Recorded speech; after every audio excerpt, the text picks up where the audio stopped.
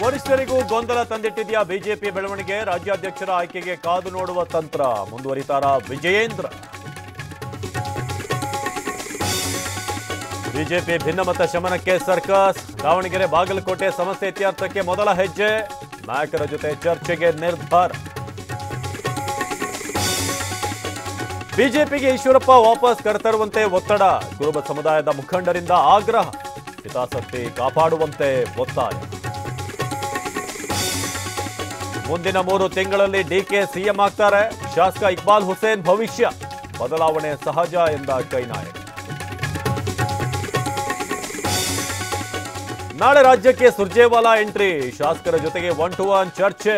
ಭಿನ್ನ ಹೇಳಿಕೆ ಅಸಮಾಧಾನಕ್ಕೆ ಬೀಳುತ್ತಾ ಬ್ರೇಕ್.